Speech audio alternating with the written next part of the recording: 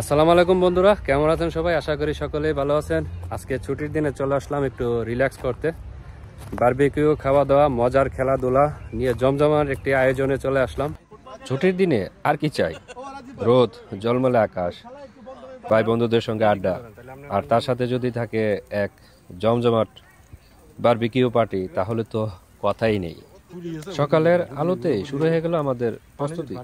কয়লার আগুন জ্বলছে, মাংস মাখানো হয়েছে, মশলা, চিকেন, বিফ সবকিছু রেডি। এর পাশে চলছে গল্প, হাসি আর হালকা মিউজিক।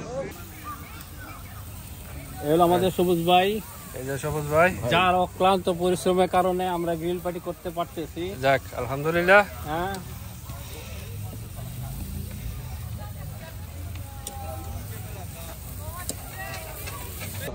ভাই কি টেস্টিং করতেছেন? শিয়ালে মুরগি লেগেছে কি শিয়ালের মুরগি? ভাগলেছি না কি মুরানটা মুরাইতাছে দেন না বাঘের কাছে এই দেন তো কি মুরানো হচ্ছে কিছুই হয় নাই। শিয়ালের বাঘেটা কিছু কেমন হয়েছে ঠিক টেস্টিং?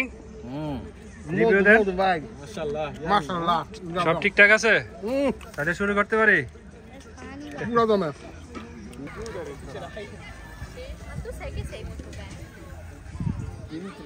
গ্রিল থেকে গরম গরম খাবার নামিয়ে সবার প্লেটে দেওয়া হয়েছে। এক একটা কামড় যেন এক একটা আনন্দের মুহূর্ত। কেউ বলছে, ভাই এই সসটা একেবারেই পারফেক্ট। খাওয়া দাওয়ার পর চললো খেলার আসর। ফুটবল, ব্যাডমিন্টন, মিউজিক, চেয়ার আর হাসির জল। ছোট বড় সবাই মিলে দারুণ এক পরিবেশ। কে হারলো কে জিতলো সেটা বড় কথা না, মজা যেন থেমে নেই। দিন শেষে থেকে গেল অনেকগুলি মিষ্টি স্মৃতি। এরকম কিছু মুহূর্ত আমাদের প্রবাসীদের জীবনে আসল সুখ।